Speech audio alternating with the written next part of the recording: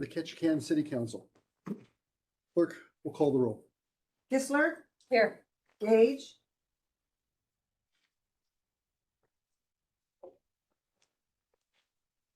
We'll come back. Okay. Bradbury, Here. Matani. Here. Flora, Here. Gas, Here. Gage.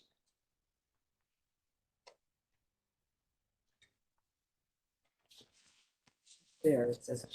Here. I'm here. Thank you. It muted, when you muted me, I had to unmute it myself. Sorry. Would you all join us in the Pledge of Allegiance? Oops, sorry. Oh. Finnegan. Oh, did Oh. you got to call Finnegan? Finnegan. Here. I had to check him because he was Yeah. the first one here. I pledge allegiance to the flag of the United States of America and to the republic which stands one nation under God, indivisible, with liberty and justice for all. Sorry about that. Mr. Finnegan. No, I checked you off. The Ketchikan City Council would like to respectfully acknowledge the traditional first people of this land in Ketchikan, the Tongass Tlingit people.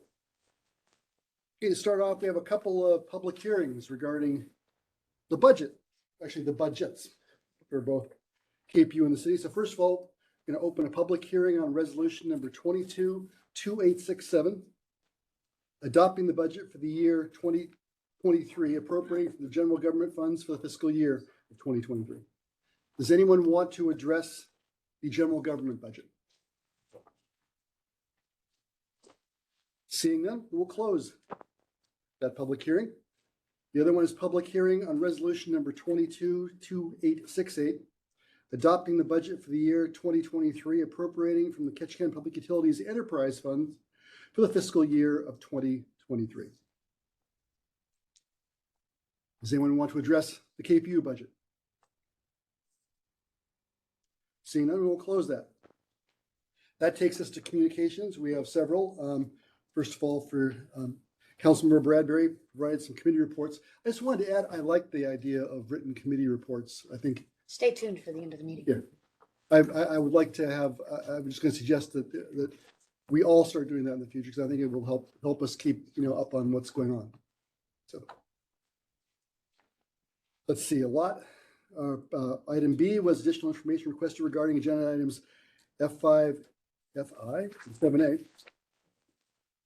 Then C was the general government budget update number 11 carryover.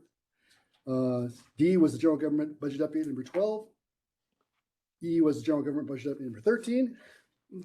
And then F, G, and H were KPU budget updates. We will now move on to my favorite part of every meeting, persons to be heard.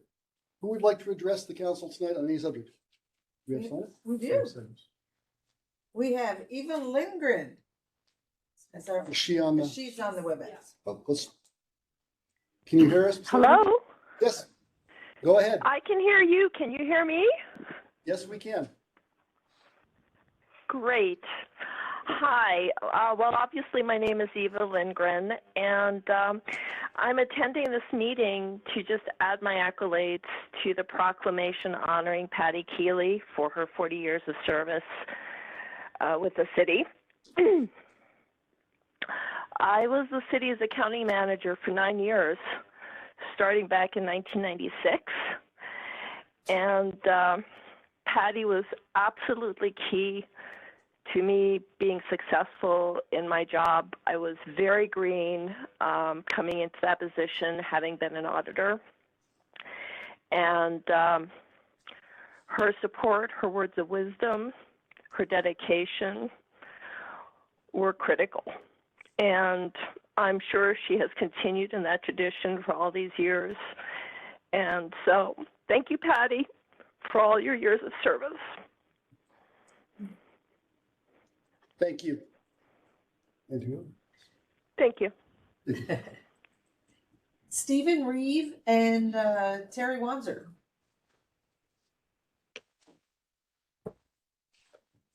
Hi, I'm Stephen Reed, Executive Director of Storage Ketchikan Terry Watson, Watson, President of Kitchen. who's president of Historic Ketchikan. And we're really here this evening to thank you for support of our town magazine and to give you copies. Is that working? I think it is. Oh. Yeah. Okay. That's it. Oh, thank you.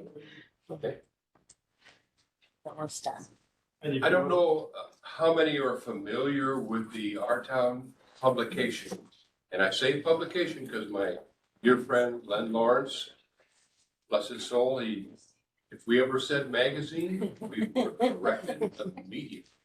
Because of the publication that we produce, we've been doing this since 1996. This is our 8th edition. 5 of them to go. We try to do this every 2 years, but with the economic situation and what we've been through with the pandemic, we have not been able to do this. This 2018 was our last publication. And now we worked really hard and thank the city of Ketchikan and the Ketchikan Gateway Borough for sponsoring us and having the ability to produce this publication. I think we can all be very proud of it. I do not know of any other community in the state of Alaska that does a publication like this. If you look at the different pages, there are things that we try to do that are different each time. The photos, my favorite is page 38 and 39 with the bear looking at the eagle, trying to decide who's the best. And of course, page 91, it is a prop. There's a fellow with a huge prop from a ship on his back. There are many authors in Ketchikan that we do not even know about. Look at the list on page 67. And Jenna Lee, I know you're online.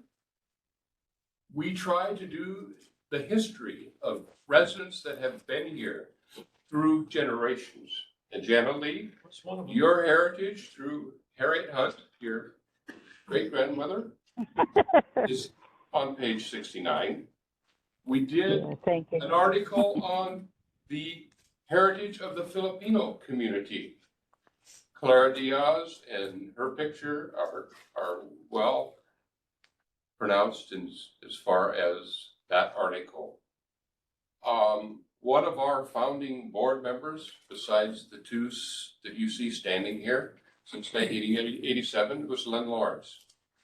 And he is on page 78, and there's a nice little presentation about the promenade, which is the entry to our waterfront that we're all proud of, that not only the visitors can enjoy, but also the citizenry of Ketchikan. You will also see that the Bray family from the Union Machine Shop is also honored in this publication. There's at least 3 generations there and 90 years of history in Ketchikan. So Ketchikan has a lot to offer, and we try to bring that forward in these different publications that we have done since 1996. Stephen, if you could add a little more, Well, and we I'm do, sure there's more to say. Get over here. there's plenty more to say. We produce 25,000 copies of this. They go pretty fast, and if it's a big tourism year, they'll go out the door real fast. We're kind of budgeted for about 2 years, and we'll just see how that goes. Other times you have reprinted. We appreciated you provided a grant of 10,000.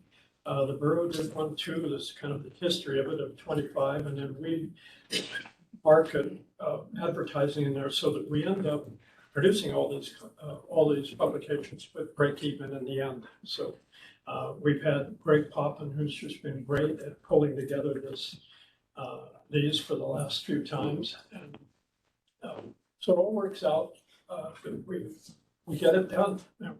Like I said, we need to do another one sooner than this last one. We let too big of a gap go, but we're pretty proud of this one. This goes out, by the way, not just to visitors, so people like Peace Health distribute it, a lot of businesses to attract people to move to Ketchikan distribute it, so it has a lot of uses in town. That's what we have this evening. And if you have questions, please ask.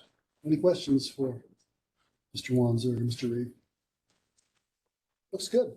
Okay, Thank you. I think you're familiar with this one. Yes. Yes, I am, but it's actually nice to see one that is totally brand new to me. It is. That's really nice. And guess what? There's not a boat on the front. Yeah. Well, there's a sport boat, Yeah. Yeah. Good. kind of boat.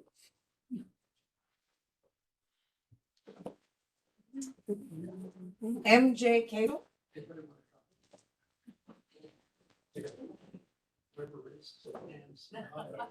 Hi, my name is MJ Cable. At the borough meetings, I'm used to saying my address, so 2191 South Tongass. Yes, I'm a borough resident.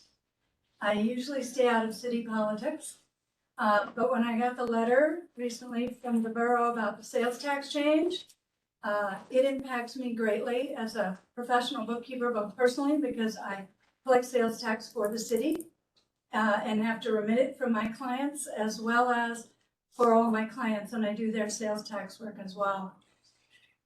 I really want to applaud you folks for considering how to shift some of the burden for sales tax and the costs to run the city to the tourists, because I do realize that many things are much more costly because we have a huge influx of people every year. That said, I don't feel like you gave good consideration to what it is going to take to make this sales tax ordinance work. As a professional bookkeeper for more than 30 years, 20 years in Ketchikan, I've been working with QuickBooks for more than 20 years. I'm a pro advisor, so I have higher level training than your average bookkeeper. I've been that for about 15 years now. I've gone to many trainings with them. Nowhere have I heard of anybody doing a sales tax like this, and QuickBooks, which is the most common software for small businesses, is not set up for this. I have chosen to help small businesses that are often, not always, but often struggling. And sales tax is one of the things they struggle with, trying to collect it and get it and make sure it's remitted properly, etc. To now be switching back and forth from tax rates in the middle of the year twice. And I think of businesses that, like Madison, that carry local retail accounts. You bill somebody in March, they pay you in April. What sales tax do you charge? Because sales tax is cash basis, meaning when you receive the money. We don't know when we're going to receive the money. A contractor, they make a commitment for a $100,000 job. Yeah, the sales tax is small, but we're supposed to report it at the end of the job. We're getting payments throughout that job.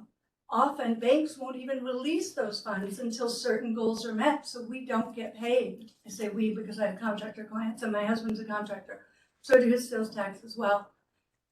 Are we supposed, if we charge sales tax in the high period and they pay us in the low, by law, we're supposed to either remit that or refund it. So people are paying sales tax they technically don't owe, right? But if we charge them in March and they pay in April, the businesses are going to be paying sales tax they have not collected. I have a client, the majority of her income comes from the state, and you think that's tax exempt, except they are paying on behalf of others, and it's taxable income. It can take them 6-8 months to pay. We cannot rebill them. We regularly pay sales tax on their behalf as it is. Now we're going to be pretty much paying all of it because we're not going to collect it. You know, we can't bill it because they're going to say, well, the bill is this date. This is your sales tax, but we're going to pay you this date. So I see people paying sales tax, businesses paying sales tax they don't owe, paying to refund sales tax or just giving you guys money that isn't technically owed. QuickBooks is not set up for this. It's hard enough to handle in QuickBooks the sales tax situation that we have here. For most of my contractors, I actually operate outside of the QuickBooks sales tax function because it does not work well with the multiple rates that we have going here now.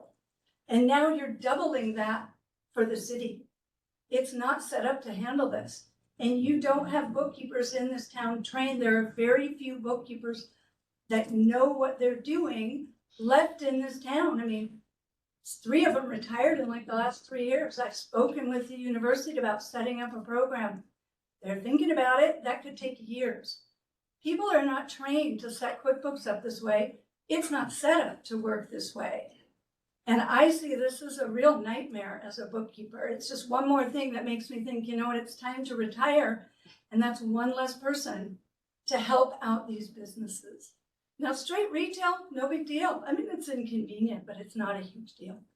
But the Madisons and the Schmucks and the contractors and the people that are billing the state, anybody that's carrying an account that's not a credit account, it's just a local account, you're going to have a nightmare.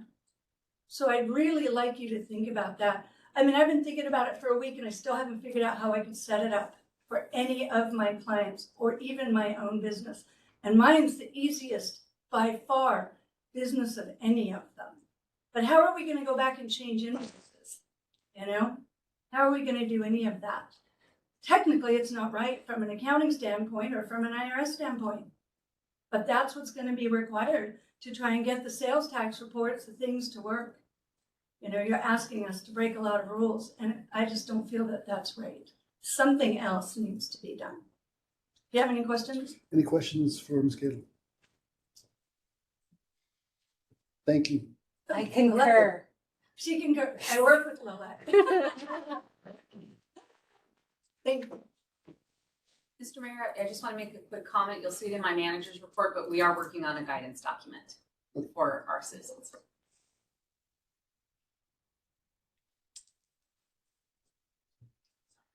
We have a video. No, I know. We are having some technical issues. So Robert Vendables. Almost.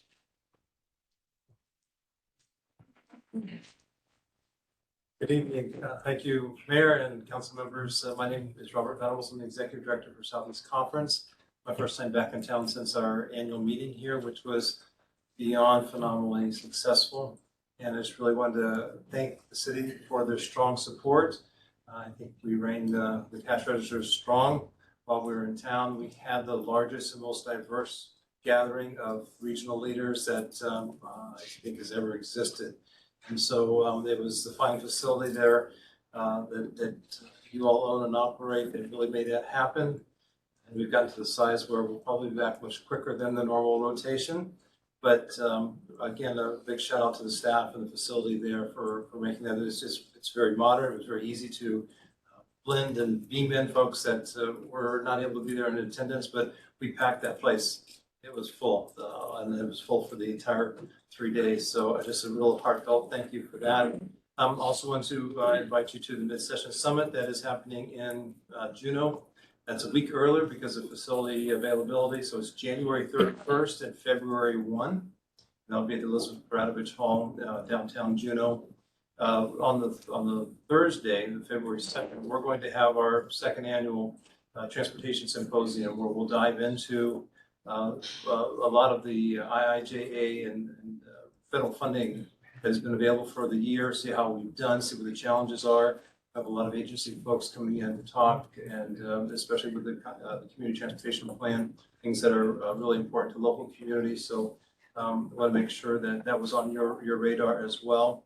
And I'm in town this week for some September Congress review and exciting things there, but also to keep advancing the natural resources complex that we're building.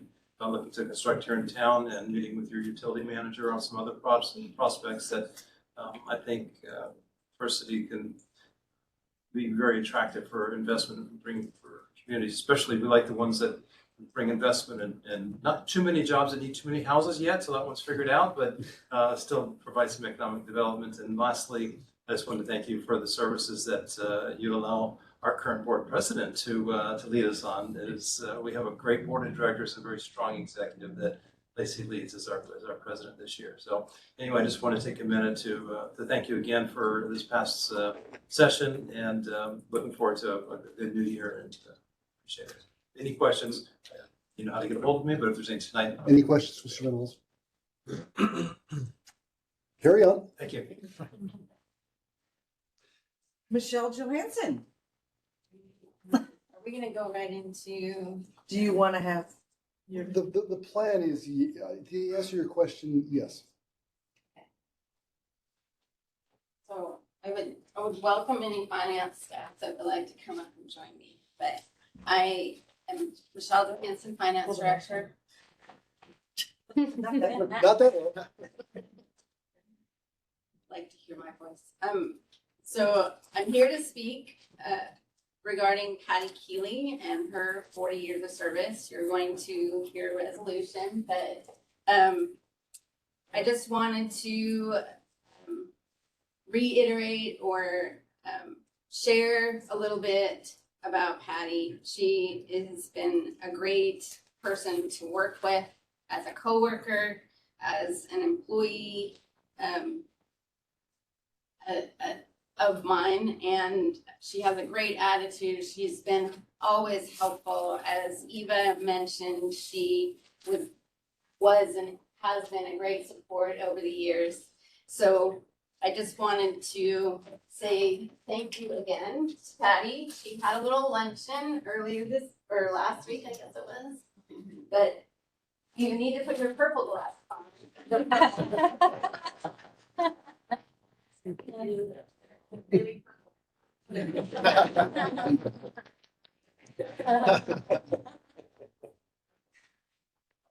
Anyway, I just wanted to make sure that the people that are listening understand that she has been a great employee for the city for 40 years, and we can't all be that lucky. But thank you, Patty Keeley.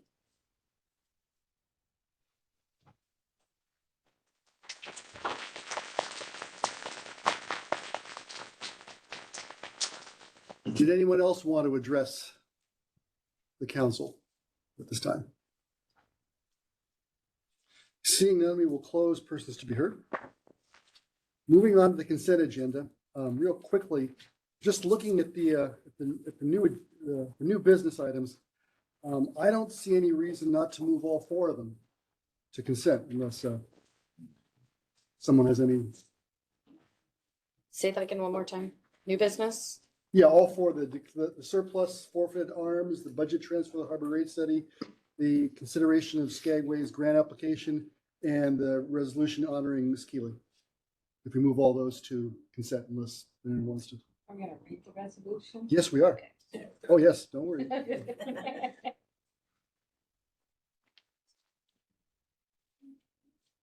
I'm sorry, go ahead. Can I, is this one? All right, I would like to remove, Actually, just kidding. wait, hold on. So there's no problem with moving all four of those to, so then we need a resolution, or we need a motion to approve the consent agenda. she would like, I'm asking to remove an item from the consent agenda. Right, but we have to get the whole thing on the, then we'll start moving. that'll work. Yeah. First and second, and then we'll move Yeah, forward. first and second, then you pull it out. Move to consent. Yeah, move to consent? Second. Okay, now, I would like to remove FI from the consent agenda. What? FI, or, sorry, 5I. five, FI. the various 5, general government I. departmental budget transfers? yes, please. Okay, perfect.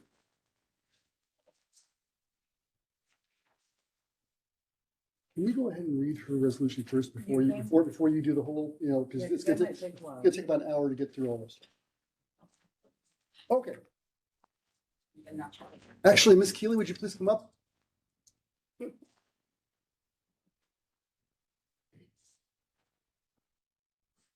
is resolution number 22-2872, a resolution of the Council of the City of Ketchikan, Alaska, honoring Senior General Accountant Patty Keeley for 40 years of service and establishing an effective date. Whereas it is with much appreciation, the Ketchikan City Council recognizes Patty Keeley for her dedication during her 40 years of service in the Finance Department and congratulate her on her retirement effective December 31st, 2022.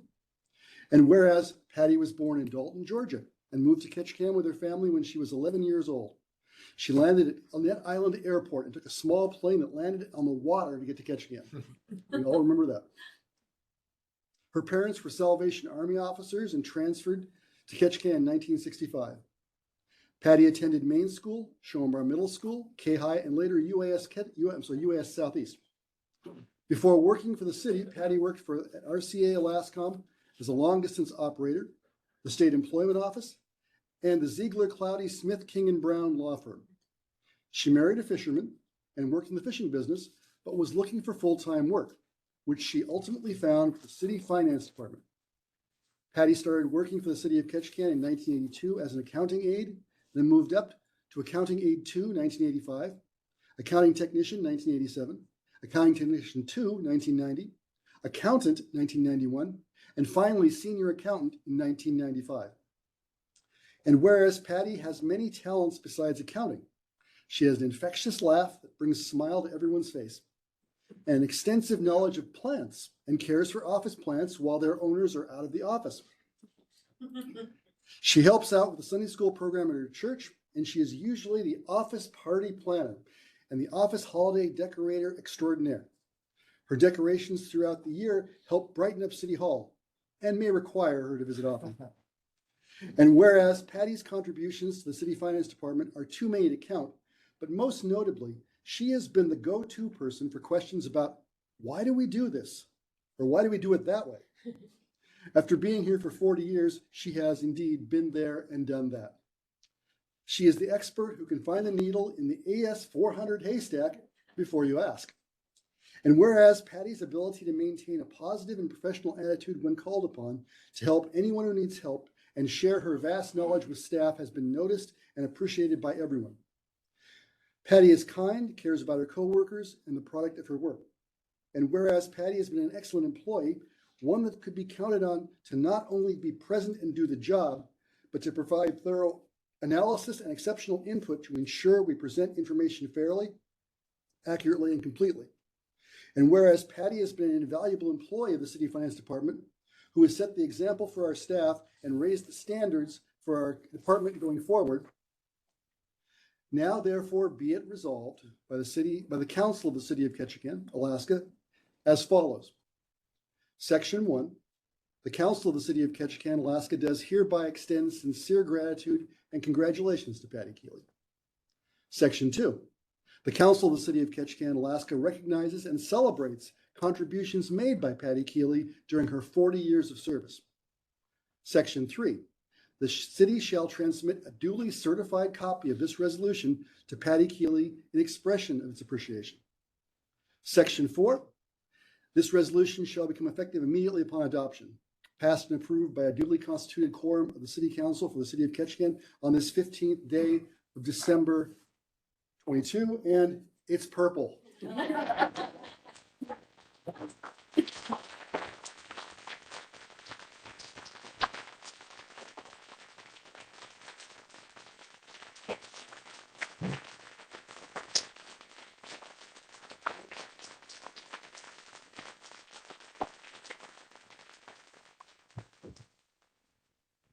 Well, thank you, everyone. It's almost a miracle because it almost makes me speechless. So that doesn't happen too often. But I worked with a lot of great people over a long time. I've learned a lot, and it's a great place to work. I just can't thank everyone enough. And a lot of my friends from work have showed up, and it surprises me, and it's wonderful. I'm looking forward to this next period of life and retirement. And I know that they're going to carry on and they're going to do well. So thank you very much. It's very appreciated. Thank you.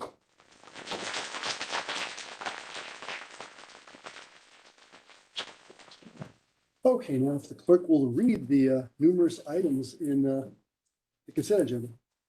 Okay. Approval of minutes, special city council meetings of November 21st and 28th, 2022, and the regular meeting of December 1st, 2022.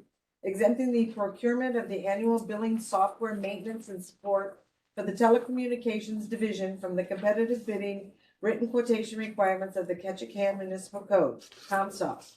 Exempting the procurement of the GCI video transport services from competitive bidding written quotation requirements of the Ketchikan Municipal Code, GCI.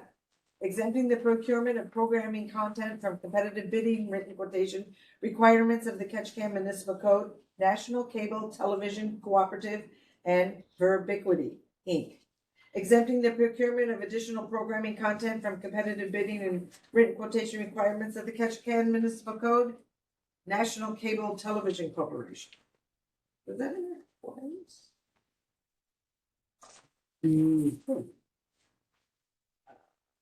Exempting the procurement of a Ford F-150 pickup truck for the electric division from the competitive bidding written quotation requirements of the Ketchikan Municipal Code with Bickford Motors, Inc.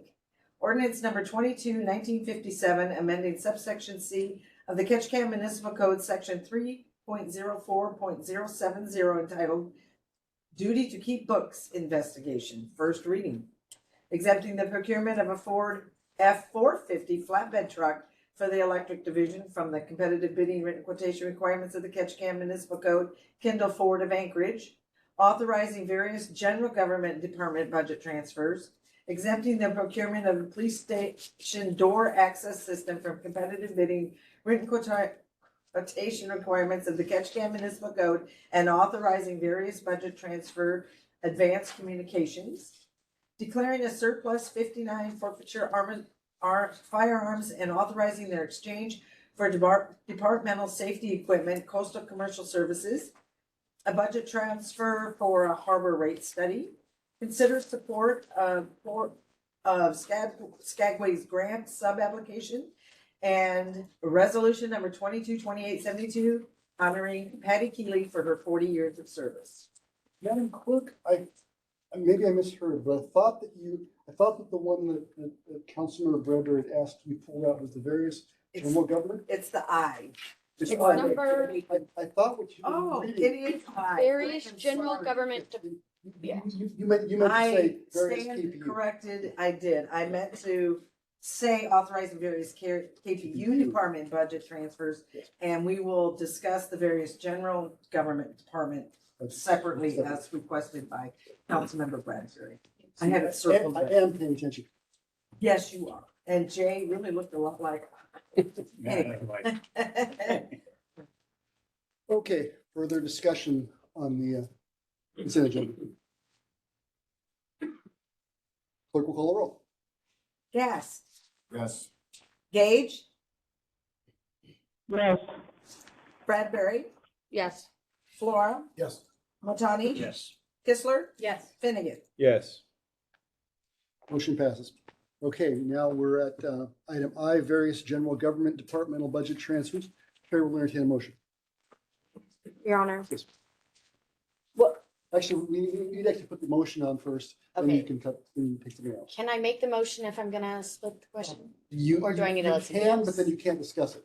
Okay, I'll let Because somebody else run. if you make the Yeah. motion, you cannot argue against it. Yeah, there you go. I'll let somebody else do Your it. Honor, Yes, I move the city council authorize the city manager to transfer $639,880 from various accounts to various accounts as outlined in the financial analyst's report dated December 5th, 2022. Second. is there a second? Now, now, Your Honor, I would like to split to question the port operations transfer from the rest of the transfers. okay, And is there a second? is there a second? I'll second. Okay, Okay. I'm curious to hear. okay, discussion on the port operations budget transfer. Just, so I was opposed to this when it was brought to us back when they said, well, we're just gonna go spend the money. Even though there was no real, I mean, there was a lot of, for and against conversation amongst the dais. And so I just wanted on record that I do not support this still and the way it went, the staff went about it. So I'm sorry. So for clarification, we're just pulling, to split the question, we're gonna vote on all the transfers except the Mhm. port. Mhm. And then we'll take a vote on the port transfer. Okay, that's Is that fine. what you were Yes. Yes, looking for? okay, so discussion on the on the non-port transfers. Hearing none, clerk will call the roll. Matani, Yes. Gage, Yes. Bradbury, Yes. Kistler, Yes. Flora, Yes. Finnegan, Yes. and Gas. Yes. Motion passes. Now discussion on the port transfer. I already said my piece, sorry. Clerk will call. Oh, Actually, I just want a little clarification on, can I just get a fuller picture of what it is that we're deciding on here? yeah. Hi, Mr. Mayor, Councilor Finnegan, these are our cleanup year-end budget transfers. And so what we're doing is shoring up the extra money necessary in order to pay the higher wage at the port security guards. So we've already done this, we've already paid out the money, it's already been done. This is part of our housekeeping item. But as Councilor Bradbury mentioned, when we made those changes for increased wages to those guards, and correct me if I'm wrong because I wasn't here. That was the opposition that we didn't need to raise them at that time, if I'm correct. So again, I wasn't here, but so that's my understanding, is just to make that record known that. We already paid it. Thank you. Okay. Thank you. Clerk will call the roll. Well, sorry, I do have a question. Sure. Given that, what would happen if we did vote against this? It would just have to be moved from some other account, or? It would be a violation of our Ketchikan Municipal Code, because we would be over budget. Sorry, Councilmember Cass. Oh, that's fine. Okay, thank So you. when we budgeted back in the end of 2021 for 2022, when the acting port director, Mark Wilson, he mentioned during that budget process that we were probably a little low with these wages, but we weren't sure what was going to happen with the cruise ship season. So we had left that budget low, and at the time, the council said, no worries, if you need more budget, you come back. And that was kind of the message with a lot of the budget last year was, well, we want to keep it low, but if you do need it, come back. But obviously with the port season, we had a better port season than the previous year. So we had under budgeted those temporary wages because we needed more port security in order to handle the number of ships. So the majority of this transfer has to do with just having a full cruise ship season. Whereas there is a portion of it that applies to the increase in the rate that they were running into problems with hiring. So, Okay, yeah. thank you. Appreciate the explanation. Just follow up, there was a very lengthy conversation at the dais about this that was split, and it was the way that it was handled as well. We're just gonna spend it either way, and that's why I wanted it on record. So the vote tonight. Further discussion on the motion to approve that transfer. Yes. Just a comment. By raising those wages, we handcuffed a lot of small businesses. People that were hired to work at those small businesses transferred and worked at port security. I mean, my suggestion would be, very strong suggestion would be, we look at a private company. Now we have a private company like 49er that provides security services. Contract out with them with a certain amount so that we don't handcuff small businesses that hire and then we come out and offer them higher wages. That's all I got, Your Honor. Further discussion on the motion. Clerk will call the roll. Kissler, No, Flora, wait, Voting yes. wait, sorry. Voting It yes. just separated the question. I Yeah. apologize. Yes. I was about to say, I was Yes, I'm also yes. okay. yes, is Flora. transferred, no is Finnegan, do not transfer. May I abstain? Why? I don't think I was part of this conversation. I just don't feel, Can't abstain. No, not that, that's, sorry. okay, yes. Gas, Yes. Latani, Yes. Gage, Okay, can you clarify, we're voting yes to do the transfer and no for, huh? That is correct. Okay, so yes. Supposed to clarify if we've started a vote. Bradbury. No. Okay, Did that pass? yes. Okay. 6-1. Okay. I was kind of lost there. There were a lot of moving parts there. Okay, that takes us into unfinished business. First item is resolution number 222867. Adopting of the budget, the general government budget for fiscal year 2023. We actually have, we have that on the table or not? Yeah, no, we haven't, Okay. but we do have 2 budget Right. updates that you need to. But we need to put it on the table first, then we do budget updates. No? No, it was deferred from last night. Well, So that was what I was asking. Oh, I'm sorry. Okay, so first of all, we have a general government budget update number 11, carryover for 2022. Chair will entertain a motion. Your Honor, I move for the city council amend the 2023 general government operating and capital budget by approving the carryover from 2022 to 2023 for the public works, streets, building maintenance, and wastewater departments unfinished capital projects as outlined in this memorandum and accompanying schedule. Second. Move the second. Discussion on the amendment.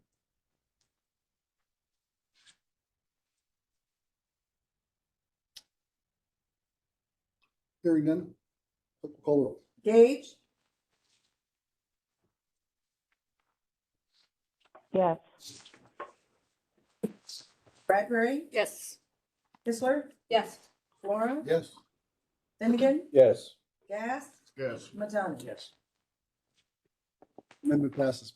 And we have a second budget update, general government budget update number 13, police department budget reduction in the amount of $100,000. Chair will entertain a motion.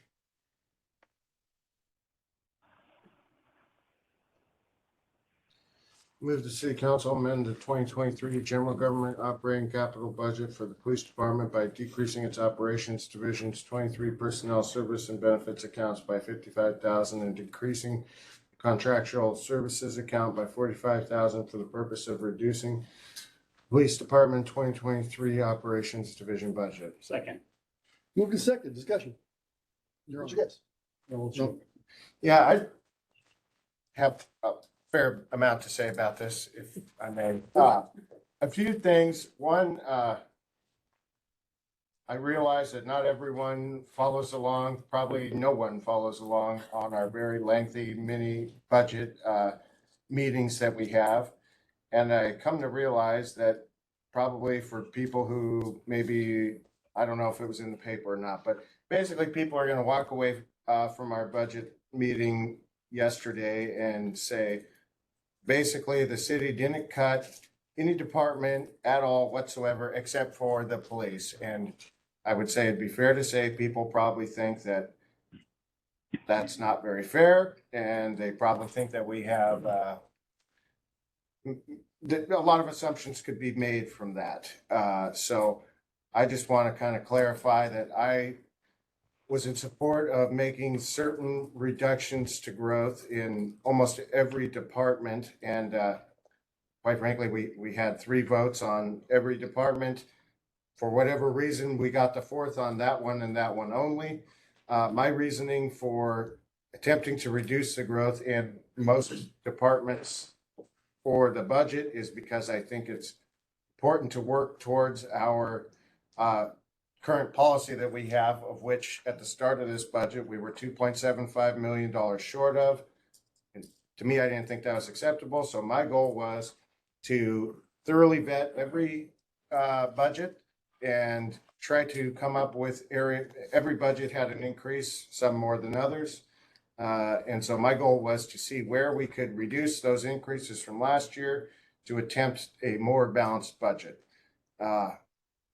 As I said, I personally made several motions in many of those departments, and it just so happens, I think every single one was a 4-3 loss on the motions, except for that one. So I just wanted to clarify for me personally, and I think most would agree that we certainly don't have anything against our police department. Our police department have done a phenomenal job.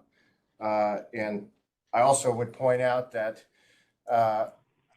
in the original proposed budget, the increase from last year was $830,000 more than last year. With this reduction, it's still going to be an increase of $782,830 from last year. So I just wanted to say all that to clarify my personal beliefs that I think we need to reduce growth in many areas to try to have a more responsible budget going into the future, and that I strongly do support the police department. So that's what I had to say. Mr. Ford.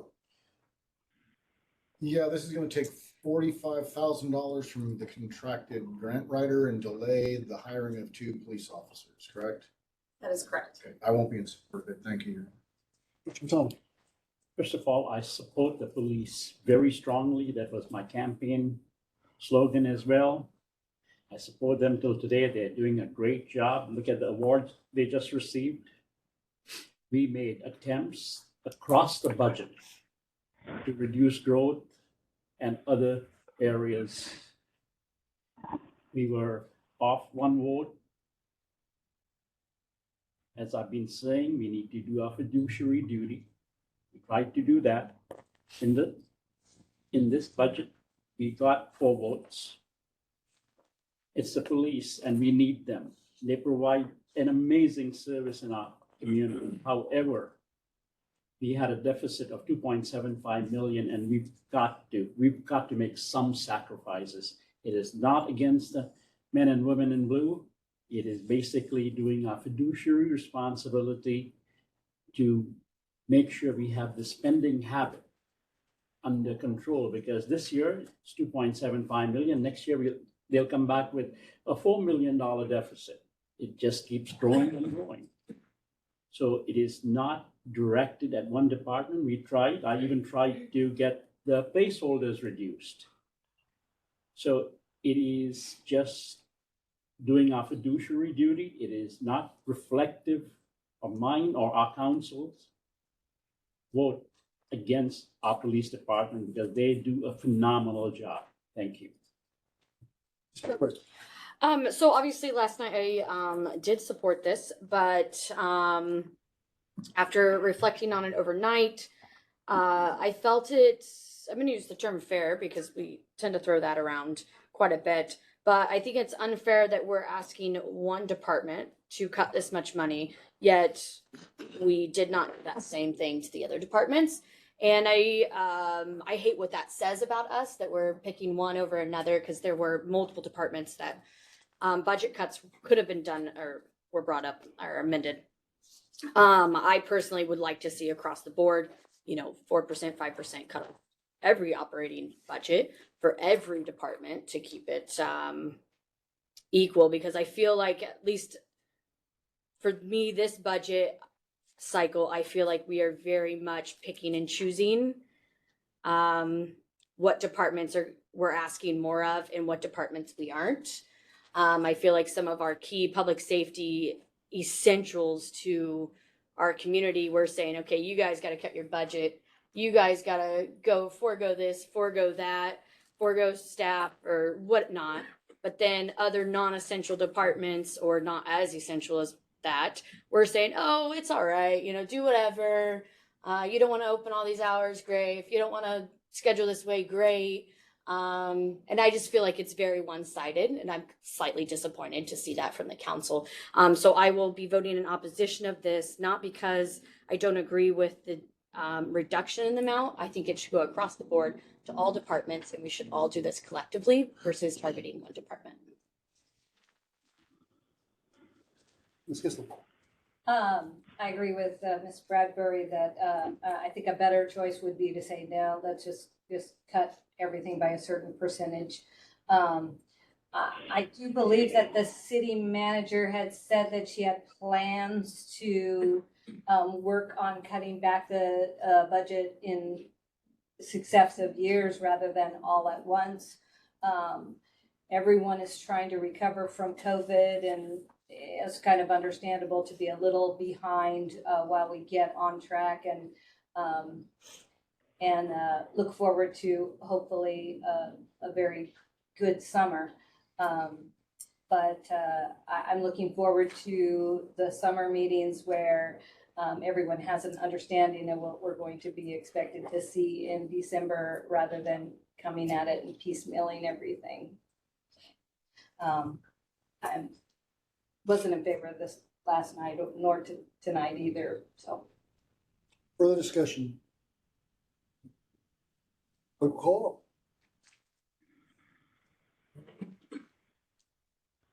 Flora, No. Finnegan, No. Gas, Yes. Matani, Yes. Gage, No. Bradbury, No. Kistler. No. Motion fails. So We're now, I'm sorry, go ahead. Am I allowed to make any other, nobody kill me in this room, amendments or motions to We're, the general operating yes, but budget? we need to actually, actually, I thought we were on item we are. A. We are. So actually, right now, we are in the general budget, so have at it. Yeah, I would like to make a motion that, we cut 2.5% from every operating budget, for all departments Second. of the general, I'm just talking about general General. government, sorry. Sorry. Second. Moving in second, discussion.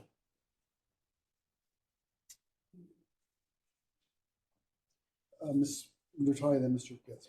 I totally agree with that amendment. I would have asked for 4.5%, but I will support the 2.5% across the board. That will give every department a flexibility how they use their budget correctly and decisively. Mr. Getz. Yeah, I also am in favor of it, and I think, looking back, hindsight always 20/20, that probably would have been the best way to go yesterday rather than to try each department one at a time. I would strongly encourage the rest of the council to give it a little thought as a fair compromise, in the spirit of working towards a more sustainable, responsible budget. I think it's not going to be detrimental to any one department. As has been stated before, you go through all the departments, the growth for most of our departments ranges between 13% and 40% of their last year's budget. I think 2.5 is a fair amount, can be worked with, and it would be, my opinion, it would be in the best interest of the citizens moving forward, to have a more fiscally responsible budget. So I'm in support of it, and I think it's a good small compromise where we might be able to keep things a little more in order. Ms. Bradbury, then Mr. Ford. I was gonna defer to these three because That was actually.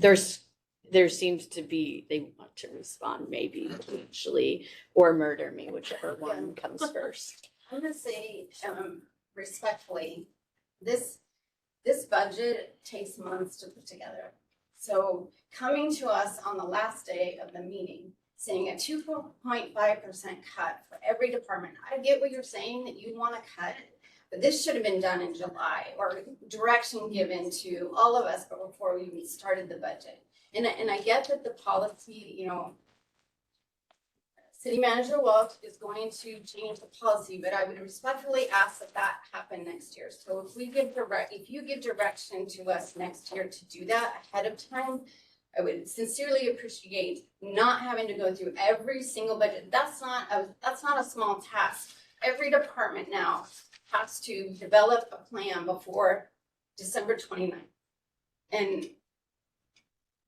are we going to come back and meet again and approve that? I mean, When this has happened before, we met in January, because Councilmember Coos did this exact thing, I want to say 10 years ago. and it was a nightmare. No, I'm not saying it wasn't. I'm saying how that worked was you guys came back with something next month and we go. This isn't a small task, and so I just respectfully request that this not happening this year, and it be something that we work on the policy and work on a process to have that direction before we go into a budget preparation process. Mr. Mayor, Councilor, I don't know if I'm doing my math incorrectly, but that's between 1.7 and 2.5 million. It's not 100,000 or 200,000, and which is great. It would bring us to our reserve levels and well beyond, but we will have to cut operations because I can't cut personnel also. If I have to come in and trim, majority of our budget's 55% is personnel. Yes. So we still have another collective bargaining agreement coming up, and you know that's not gonna result in decrease of pay with our firefighters and our police, and, you know, we even start our IBEW again this summer. So we know that's not gonna be there, so that 2.5 million will have to come from services and operations. It can't come from personnel. Mr. Chairman, I'm sorry, did you have? I just wanted to tag on to that, to what Manager Walsh said. We're currently into collective bargaining processes, which will impact 2022. We've made no budget for those personnel increases in 2022, let alone in 2023. Mr. Maton. I understand the frustration. I understand that we should have come to the management before in July or something, but we haven't had a process where, as a council, we've had work sessions and sit down with management and hash everything out, as Councilmember Flora has been advocating that we start doing it. I can understand the fact that it is a mammoth task, but we have to achieve fiduciary responsibility. Mr. Finnegan. My view on this is similar to my view of Councilmember Bradbury's proposal for a more robust travel policy. I think it's a great idea that should be put together, but isn't well timed for the current budget that we're dealing with. I mean, these are the sorts of advances with respect to this policy making that we're talking about for future budget cycles. So if we're going to set that kind of target for our staff, I think with respect to Ms. Johansson's comment, and with consideration of the tremendous amount of work that has gone into putting these budgets together, and in consideration of even the $100,000 that was proposed cut from the police department, the amount of work that Ms. Walsh and Chief Walls had to do just to figure out how to calculate for the $100,000. I think if we want to set a goal like that and give guidance like that to staff, it has to be done well in advance of the 11th hour and the 59th minute, which is where I feel like we sit right now. So I support the idea in concept, but I can't support this motion. Further discussion, Mr. Gass. I'm really listening, and I think everyone is making a fair point. And this is a tough call because the highlight of how big of a deal this would be is definitely legitimate and eye-opening. The other side of it, which I gotta tell you, I'm not quite sure where I come down on this as we speak, but I would just make the comment that it's not like we just showed up at the last second and said, let's do this. With all due respect, we've gone through this entire budget process and tried to make minor reductions to growth in each department, meeting by meeting, department by department, line item by line item. And quite frankly, we've gotten nowhere. We almost got one yesterday, and now that's been undone. And so there are people that are very concerned with the spending that's going on and the huge gap that is between where the policy says we're supposed to be spending and what we are spending. So I don't want to throw this on at the last hour either, but I think if I were to put up a defense of Councilmember Bradbury making the motion, it would be that this is the Hail Mary. This is the last attempt after maybe 35 or 40 failures on motions to make smaller specific reductions. So, but it's definitely a tough call. Your Honor. Actually, hold on, Jen. The motion that was made last night to reduce the police department's 100,000 is still passed. It's still going. We just don't have anywhere to take the money from because that motion failed. So the 100,000 is still coming out of the police department's budget, except when they did what they did was before the budget end, we needed to find out where that money was coming from. It's still the motion's still good. It's still going to happen for the police department, except now I don't know what's going to happen because we don't have the money's still in limbo of where it's going to come from because that motion failed. Yes. Can I ask clarification on that then? What was the vote on that amendment then? Was it Amendment? the police amendment tonight? What was the vote? The police department was 5 nay and 3 yay. Two yay. 2 yay. So even if I appeal, or You could file a motion to reconsider is what you could do because you were on the, no, Gas and Matani were on the prevailing. No, I was on the prevailing side, but I can Yeah, you can reconsider. after this one. Okay, all right. Sorry, guys. Somebody else needs. To go ahead. Just Do you have a clarification? Yes. Point? Okay, go ahead. Yes. Mr. Mayor, council members, I very much appreciate that you want to be good stewards of our money and that you are committed to ensuring we're following that policy and we're protecting Ketchikan. I will let you know, I'm feeling a little better about the 1.6 million difference between our reserve fund balance requirement. This is not really a deficit budget in the sense that we still have several $1 million in reserves, and that's a good place to be.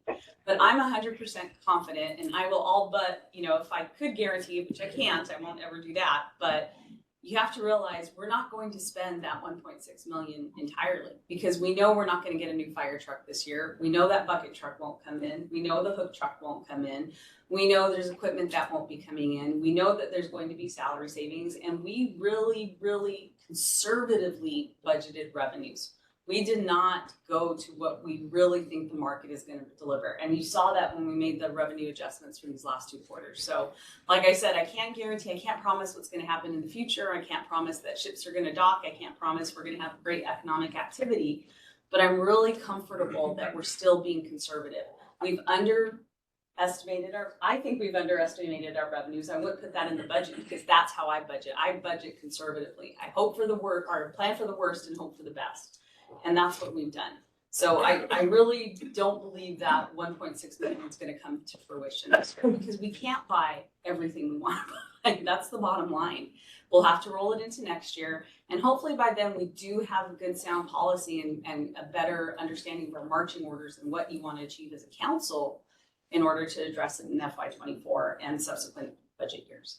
So I just wanted to clarify on that deficit. It does look like that, but again, we're in a line item budget. We don't know what's going to happen. We're using historical data and we're conservatively budgeting our revenues and aggressively budgeting our expenses. Councilmember Gage, I believe you had a comment? Yeah, I do. I think it's important to also remember, I keep hearing about judicial responsibility. There's a balance here. And the balance is that our judicial responsibility is to make sure that our departments are working at its top notch and at the premium to support the community. Cutting is not the answer. We literally have been at bare bones since I've been on the council. We have people who have been working long hours, overtime. Not to mention we have 200-year-old systems that haven't been updated because that can's been kicked down the road since I've been born. For 20 years, we've been kicking cans. Eventually, it's going to catch up to us. We have a 200-year-old water line that goes up the mountain that is patched on a regular basis that feeds every person water line. I think there needs to be an understanding that if there are people that don't like how the money's being spent, then those people need to show up at the dais and speak to it. I haven't seen anyone come to the dais, but I can tell you right now, if they don't have good running water and their sewer isn't working, and we get a good amount of snow this year, which is looking pretty good, and we can't clear our streets like they couldn't do in Anchorage, we're going to hear about it. And we heard about it last year. And we have, 6 guys? I'm not going to support this. And I think, come this summer, when we can all sit down and hash out the plan, that's great. But my judicial responsibility to this community is to make sure that their facilities are at top notch and that we have grant writers to help us get more money to assist in those programs. And that should be our number one goal, is making sure that we're putting money into the grants program. That door at the police department should not be broken. It should have been replaced 5 years ago. And, you know, these are things that end up costing more money because we're like duct taping it back together. Old vehicles that people are driving around, that they get hurt, guess who's going to be getting sued? Guess who's going to be responsible? Us. It's our responsibility to make sure that our employees and our community has top-notch services. That's what I pay for as a taxpayer. And no disrespect, that's what we all pay for. Out of our taxes, that's what I expect from my taxes. Good running water, sewer, and electricity, and all of the bells and whistles that go with that. To me, that is worth my money. That's why I live here. And actually, if you look around the state, we have pretty good prices. We're, like Bynum said, we're well below the rest of the state in kilowatt. So that's I'm not supporting it. You know, I think our employees need a pat on the back because they do a good job and they try really hard. And sometimes we get on their butts for no reason. They're not the enemy. We as a community own all of these facilities. We as a community are responsible for keeping them up so that everyone has all of the facilities they need. And if they don't want them, then I guess, you know, find another community where you don't have to have them. But no, I'm done. Ms. Bradley. Yeah, I just want to follow up since I made the amendment that I respect everyone's comments, explanation. I think the city manager gave a very respectful explanation for the budget. Hopefully the public is paying attention. I know I've heard quite a bit of about the budget since I've been back, and I think it's a great discussion to have. I'm not taking the motion off the floor, but I just wanted to say that I appreciate the explanation and the information given now that that was brought up. So, Ms. Kissel. Yes, I said that I would be more in favor of an overall percentage thing, but at the last hour and after we picked apart the budget and really couldn't agree on anything that much that could be dropped. The reason we couldn't find much is because there's not much there. We all saw it. And so, but working on future budgets as is planned by the city manager, I think is great. I think it's at this late juncture is insanity. Oh, I can't even imagine the little books that I do compared to what you have to deal with in all those different departments. I'm boggles my brain just thinking about all that you would have to do to fix it at this point with an overall change in the managers and everyone. It's just a little late, and I think we will recover from this. We are in recovery, and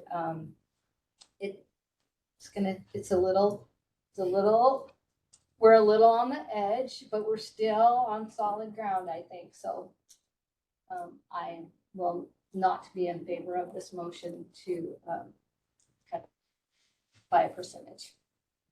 Mr. Flora.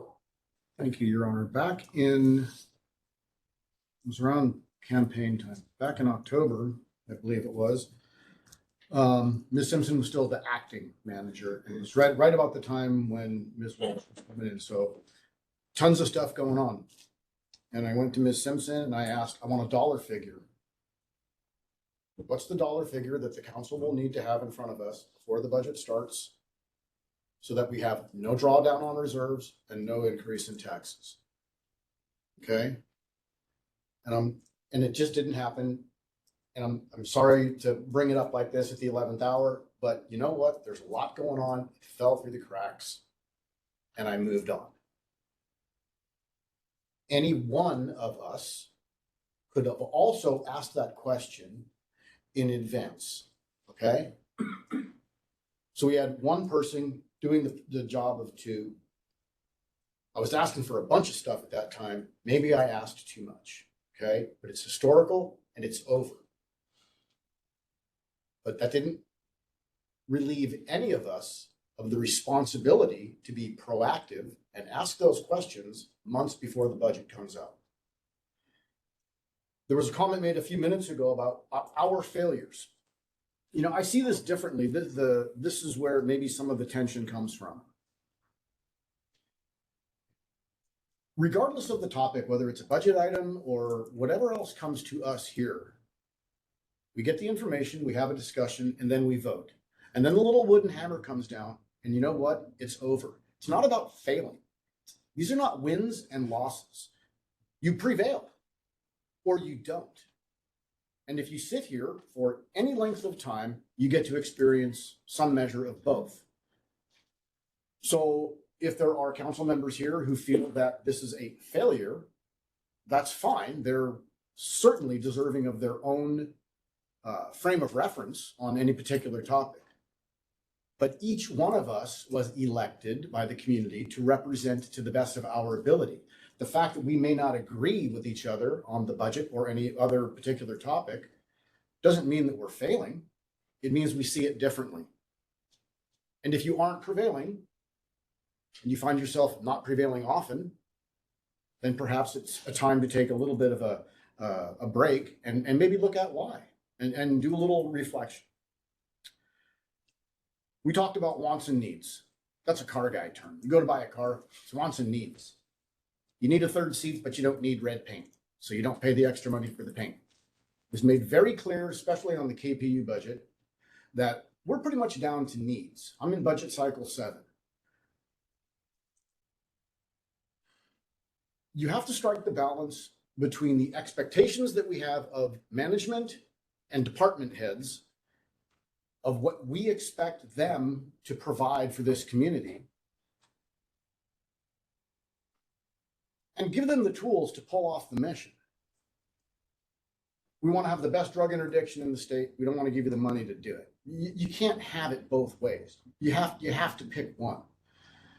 And with no offense to anybody, and this is just my personal view and nobody else's that I know of, I'm sorry, but I believe a cut of X over all departments is very overly simplistic and untenable.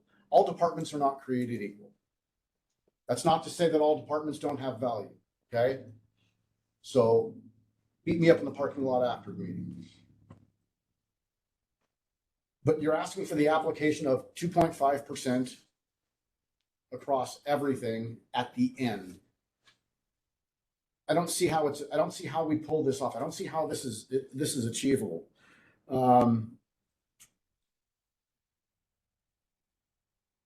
in 2 years, you know, I've never brought this up because when that hammer came down a couple of years ago, I moved on. And I told myself, I'm not going to make this some big I told you so thing and revisit this. But some of the budget pain we're experiencing now is self-inflicted. This community got what it asked for. It asked for no new and unique and hopefully a profitable relationship with how we manage that asset. And if we had had that in place for 2 years, and if it hadn't failed to a referendum and all the what ifs, the general fund balance would look remarkably different today. And we wouldn't be drawing down on reserves. And if I'm incorrect, I would like finance to tell me I'm full of crap. No. Right? We were going to get $40 million over 7 years. We would receive 2 payments. Let's Point of order, point of order, Your Honor. we Thank need you. to stay back on Okay, so Topic. anyway, don't go. First of all, I very strongly disagree with that last statement, but I guess I would clarify, since I think I'm the one who used the word failure. When I said failure, I should have specified about the failure to meet the savings policy that we have adopted and are supposed to follow is what I was referencing about. Further discussion on the amendment to cut the entire budget by 2.5%. Hearing none, clerk will call the roll. I'd like to clarify that was KPU and general government. No, we're just on general About government. This is TG. And that did include the police department. It was every department, every single department General that, fund budget. Okay. Gage, No. Bradbury, yes. Kistler, No. Flora, No. Finnegan, No. Gas, Yes. Matani. Yes. Motion fails. Do we have any others? Then I want to bring back the police because, The police was. I mean, we have to dictate where that money comes from. So, and that was my fault for not realizing that. And so I would like to bring that forward to change my vote because we have to choose that tonight. Correct. So And you were on the prevailing side. I was on the prevailing side, so I would like to appeal my, You would file a motion to file a reconsider. motion to reconsider the general government budget update number 13, police department budget reduction in the amount of 100,000. Does she have a second? Is there a second? Second. Moving second, discussion. And we do have to take a vote on that. Yeah. Then we'll be back to that original motion to talk about that. I just want to say I apologize because I did not realize that connection. So I apologize. So this vote is to Bring it back. reconsider, go back and reconsider that motion that failed, okay? Flora, This is. Reconsider. this is just to reconsider that, Reconsider what? to consider the budget update number 13. To be able to bring it up to talk again. So we No, can bring it. No, No. okay, got it. Thank you. No. Finnegan, Yes. Gas, Yes. Matani, Yes. Gage, No. Bradbury, Yes. and Kistler. So what's gonna happen is, we can't just change the vote. She hasn't voted yet. Is that what you're asking, the She didn't ask clarification, what we're doing a vote on? She didn't ask anything. She just has. Yeah, I am still not sure. Oh, okay. What I wondered, All we're doing now is to bring the issue back up again. the police department allocation of the $100,000 that was taken from, they were asked to remove from their budget. Okay, update number 13, where it takes service and benefits 55,000 and decreasing other contractual services by 45,000 to for that $100,000. So we're gonna look at that again. Right, because it failed, and now the motion is still, they're still gonna have $100,000 taken out of their budget, except Unless we change they have that. no money can you explain that better than me about why this needs to be the line item appropriation of the police department? I don't have We're in the- 13. Actually, no, We're in the middle of it. we're in the middle of a vote. We really, This one. You know, it really doesn't matter, because it does matter, but it's 4-2. yeah, I'm not gonna drag this out. Reconsider. Yes. Okay, Okay, and now it is back on. Now we can tear it apart. okay, so now the motion is back on the floor that was moved by Gas and seconded by Matani to, which is update number 13. It's back on the floor. We'll rediscuss and re-vote on it. If it still fails, it still fails. I don't know what the consequences of that will be. You're looking puzzled. Chuck. You're looking at No, me. Oh, I'm sorry. Wait for the mayor. You can't just reduce a budget and not identify an account. Correct. So And the since budget update number 13 was to identify the accounts because council said we'd like to reduce the police department's budget by 100,000, but they gave management and the police chief the permission to determine which accounts. So we have to then apply that to the accounts. That's what budget update number 13 is. Yeah. The reason I would like to change my vote is because we have to determine where the funds are coming from. We've already done the reduction, so if we don't pass this, we still then have to come back and they have to tell us where the funds are coming from, which means we have to do another meeting. So I'm asking to change my vote, and it, maybe somebody else will as well, now knowing that information, so that we can end the general government tonight. I have a Unless somebody general else gets question for the spicy. clerk. Given where we're sitting right now with this, since we have not approved the budget overall, what is there to prevent us from rescinding the action we took the other night? I mean, from standpoint, To reconsider the You mean the motion. hundred, Yes. Somebody would have to reconsider. Somebody would have to reconsider that was on the prevailing side, which would be you, Bradbury, Gas, or Matani. And that's probably the only way you're gonna be able to try to remove that direction of removing $100,000 from the budget. That motion passed, no, I know it passed, but it can be, but it can be reconsidered just like until the this. budget is approved, none of this is carved in Right, stone yet. because it hasn't lost control of the council. We haven't done, But we are hitting our 24-hour mark. we are. We're already, I think, a few minutes over that vote from last night, if I remember time No, correctly. it's not 20, well, they're supposed to, there's a motion, I want to take a break. I have the paperwork on it, but the motion to reconsider 5-minute break. and all.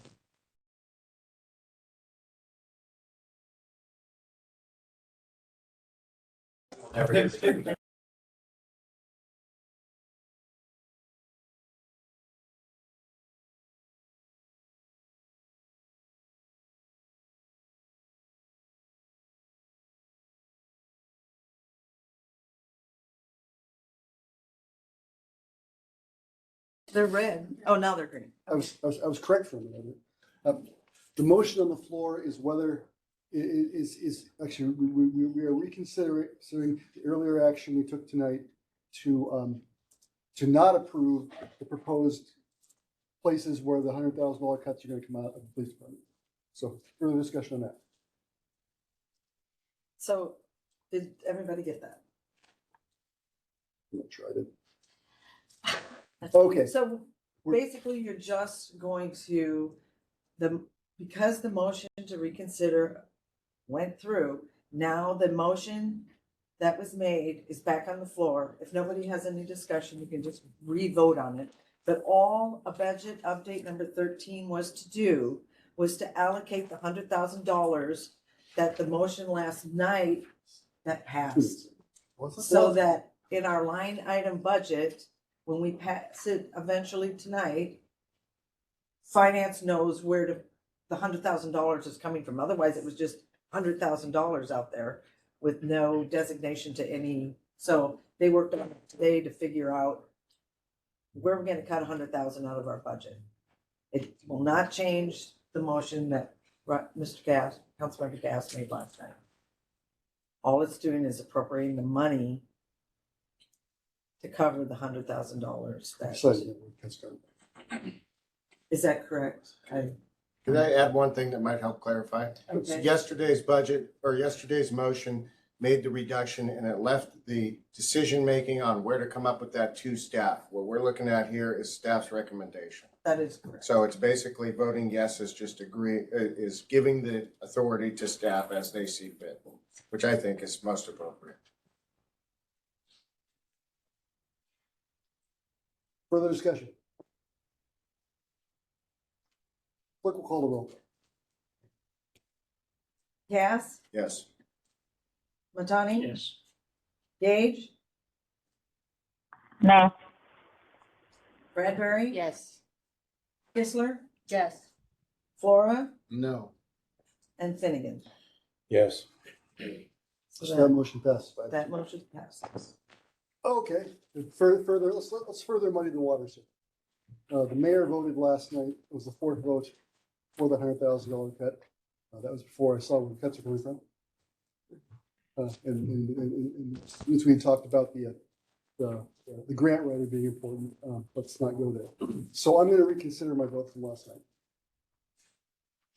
Now, anyone can second that, not someone on the prevailing side, correct?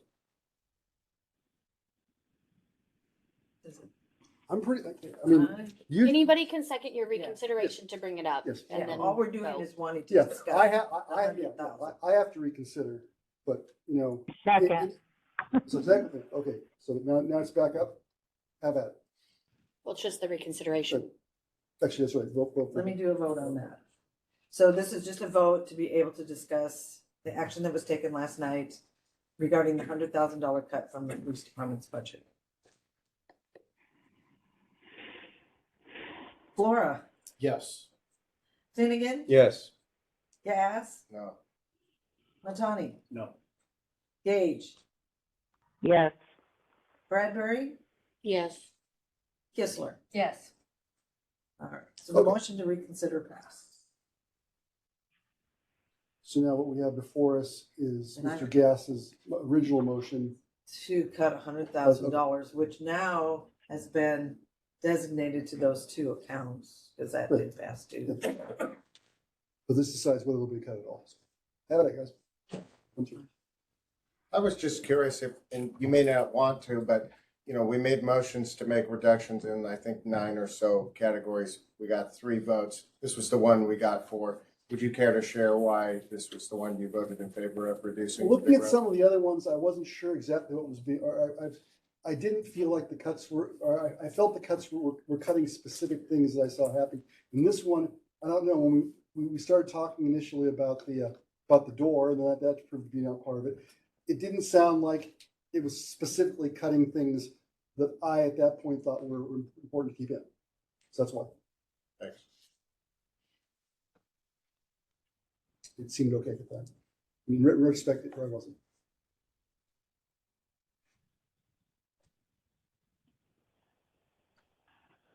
Anyone else want to take a whack at it? Okay, clerk. So this is for the original motion to cut. So clerk will call the roll.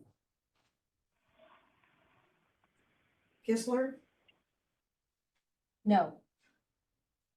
Bradbury, Yes. Gage, No. Matani, Yes. Gas, Yes. Finnegan, No. Flora. No. Motion fails. Okay, we're still talking about the general government budget. Other amendments, changes? What do you got?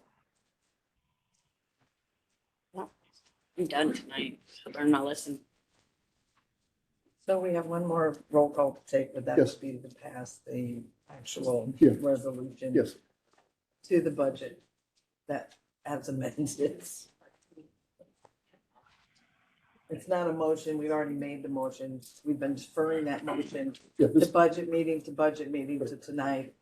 So unless somebody else has another motion to the general government, we would then take a roll call to pass the amended resolution. further discussion on the amended general government budget for 2023.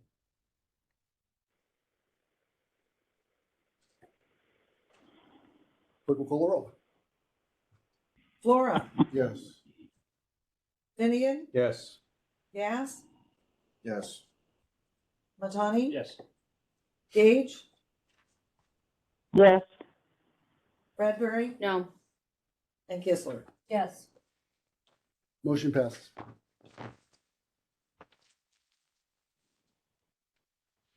Okay, moving on to. Are we down here? Resolution, yeah, 2868. We do have one budget update, number 3. Chair will entertain a motion. That's the carryover for the 2022 funding for capital projects. Your Honor.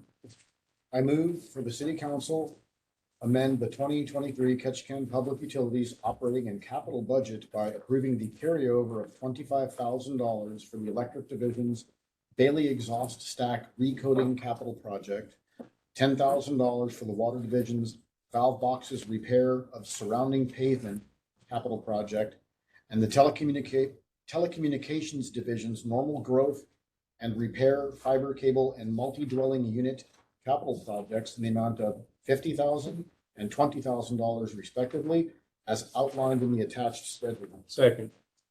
Move in second. Discussion. Clerk will call the roll. Bradbury, Yes. Gas, Yes. Finnegan, Yes. Matani, Yes. Gage, Yes. Flora, Yeah. Kistler. Yes. Motion passes. Further amendments, discussion on the 2023 KPU budget. Yes, go ahead. I would just like to make a comment. Everything that I said about the reduction on the general government, I firmly believe that should be done in KPU, but I'm not going to make a motion. I just wanted to on the record. I think going forward, if we truly sit down in the summer and give them some very specific guidelines, say we want you to do X, Y, or Z, I think that's probably that way when the budget arrives to us, it'll be based on those plans. But we need to meet the summer, Yeah. if not before. Any other discussion on the KPU budget? Clerk will call a roll. Matani, Yes. Gage, Yes. Kistler, Yes. Finnegan, Yes. Gas, Yes. Flora, Yes. and Bradbury. No. Motion passes. Okay, we already took care of new business. Oh, shoot. Approval of vouchers, Parnassus Books, $132.83. Your Honor, I move for the approval of vouchers to Parnassus Books in the amount of $132.83. Second. Been moved and seconded. Any discussion? Seeing none, Madam Clerk, please call the roll. Sorry. Change. Hey, Finnegan, Yes. Gas, Yes. Matani, Yes. Gage, Yes. Bradbury, Yes. Kistler, Yes. and Flora. Yes. Motion passed. City manager's report. All right, so counselors, Mr. Mayor, I first want to say, you have my attached report. I actually made it before the agenda went out this night. I'm going to keep trying to do that. I do want to say congratulations to John Backstrom. He actually passed his first building inspection exam on his first try. So that really is remarkable. It doesn't happen very often. And so we're very excited that he was able to do that. I also want to thank our streets crew. They were very quickly responsive to our recent snow and they were able to keep our parking areas clear. I know at Ted Ferry in the library, we had people out there really right away to make sure that there's access services.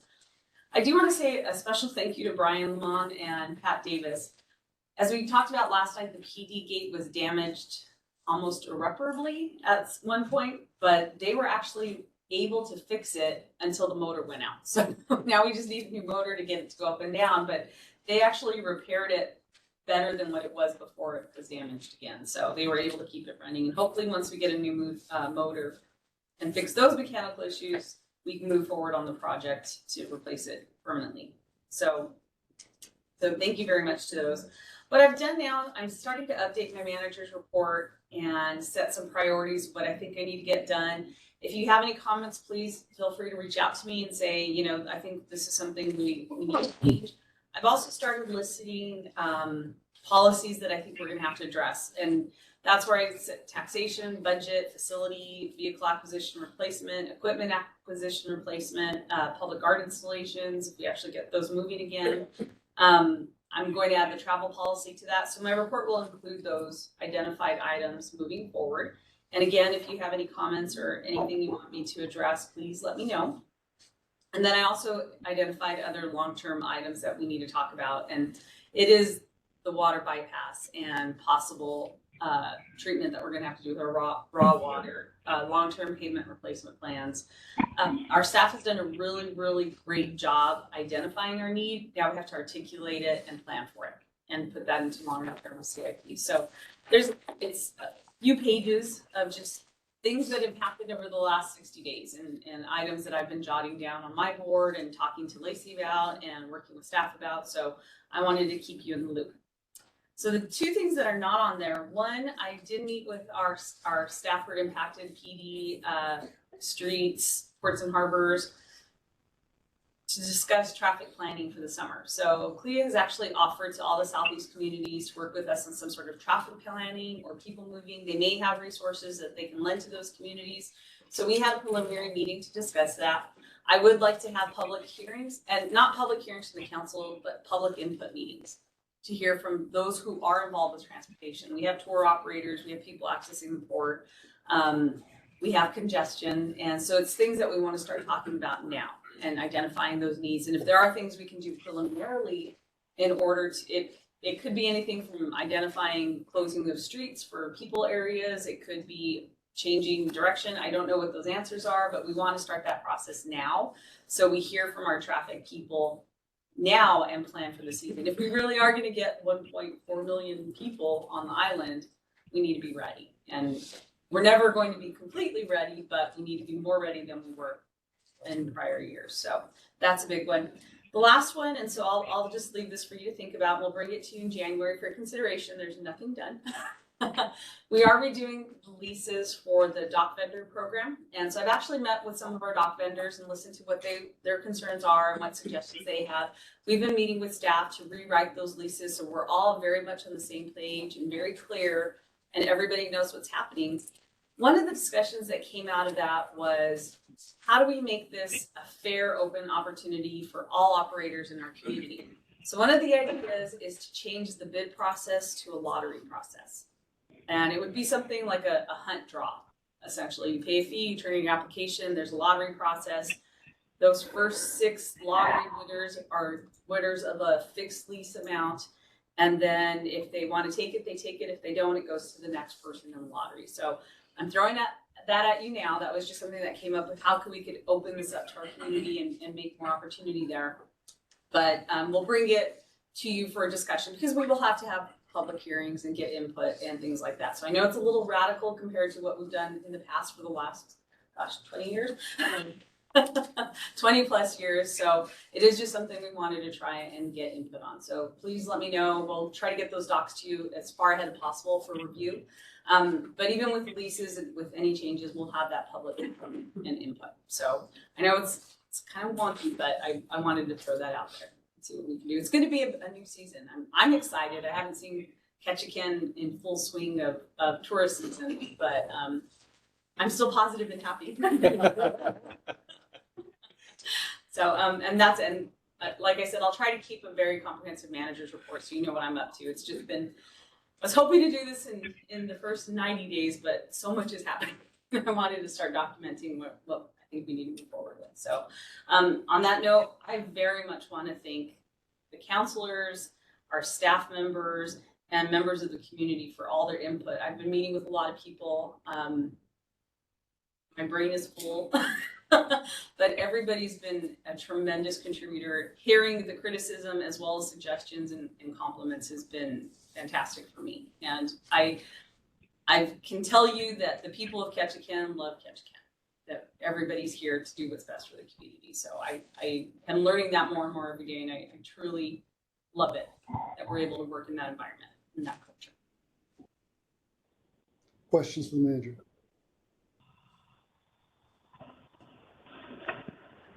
Dock vendors, third rail. Grab that.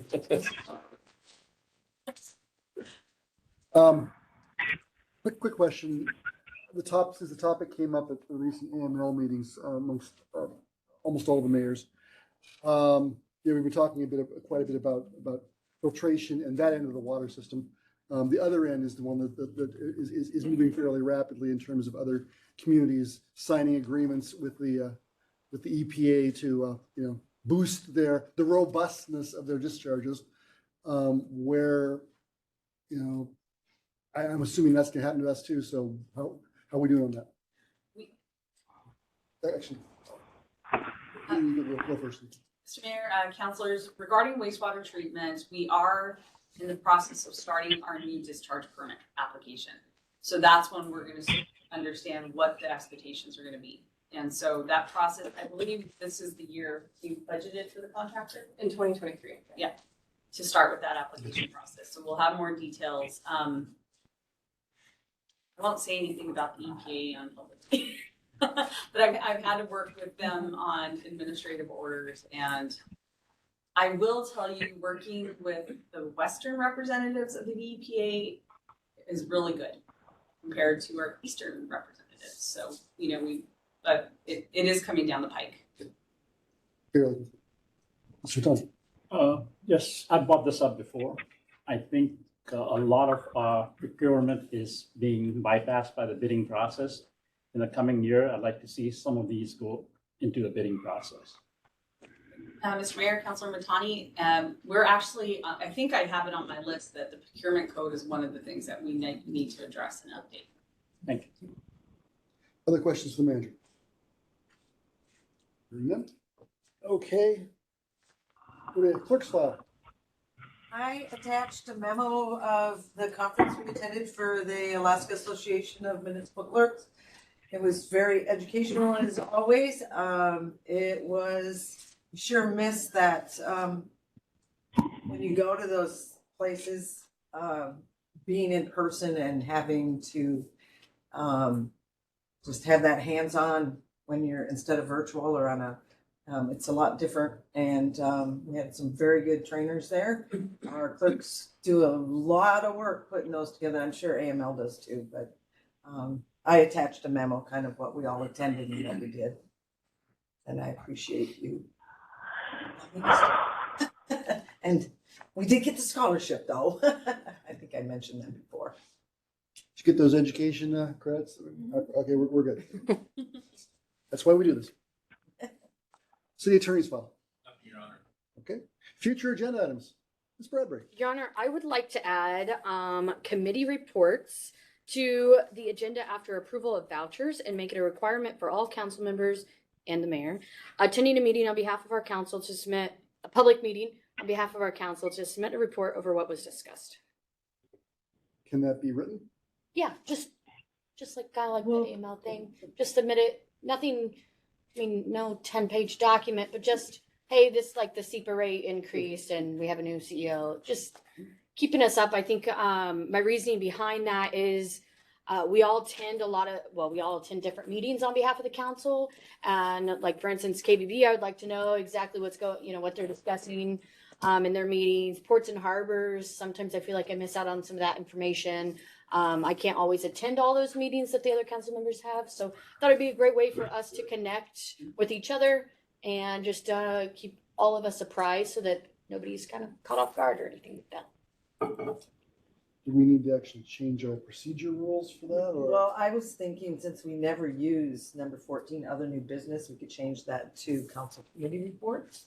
Oh, yeah. And we would just update the rules of procedure, change that item, and then we place, if that's okay. Can we change the order at least? Sure, what order? Because I would like comments to come after the Oh, committee okay, reports. so we'll I would make- prefer them at the end of the meeting, like all the way at the end, but. Well, So you wouldn't want to see those during communications? we could, I think having an item, a committee item allows a council member to ask a question, like clarification. I know I was reached out by another council member on my SEPA report that said, hey, what was the full conversation on this? So it allowed the opportunity for them to ask that question. Yes, they could be done before, but I think it's good to have that information and have those discussions with other people. so if we did that, we could move it up like after the manager reports and before the clerks and all that stuff. Yeah, we can do that too. I just would like it before council member comments. And that kind of goes with what the manager's reporting, and then you guys can do Yeah. your report. Yeah, well, let's make it number 10 then. Just move everything else back. Take the clerk's right. No, we're not taking the clerk's report off. I said everything slides down. Yes. I also would like to add a standing item on the manager's report that shares with the council what travel and training our staff has completed, especially to honor those that are like going through the police academy for us, fire academy, We have recent graduates. We haven't met them yet, but it'd be nice to have them on there to show that, you know, they went for us and they're part of our staff now. And also any certificates and other training courses that our staff gets, it would just allow us to, you know, recognize them during that.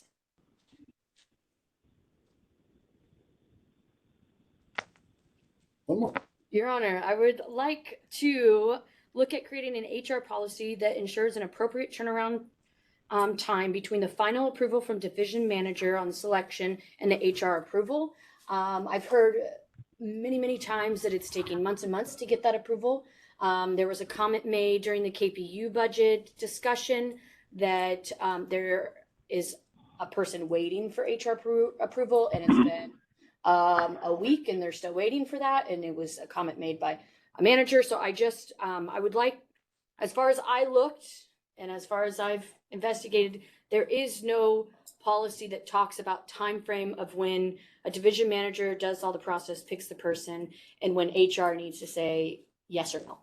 And I think that's lingering. I know an individual approached me that they had been 3.5 months since their interview. Every time they check in, it's, well, we're waiting for HR. So I just want to make sure that there is a defined line so that we are, if there is a good candidate or we have people applying, we can get moving on that a little bit faster and keep up with the market. What that time frame is, I'm not sure, but I just think we should look at the policy. Can I have a moment to look into that? I'd like to see. Oh, yeah, that's fine. Yeah, I think. give me some time. Nothing Yeah, for next meeting. I just, I would like to, yeah. Future. It's, We staff look get into back that. on. Because as we all know, sometimes what we were told on the street is not necessarily what's happening. So Yeah. sometimes- I have no time frame for these besides the committee report. That's the only one that I would like to see start in the new year. But the other ones are just things we've talked about, and I just would like to see them develop maybe in the spring potentially. Yes. Last one. I was gone for a month and a half. I had to get them all in.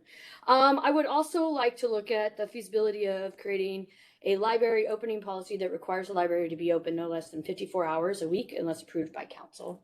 I don't know if that's possible or not, but I want to make sure our library is accessible every week unless something drastic is going on.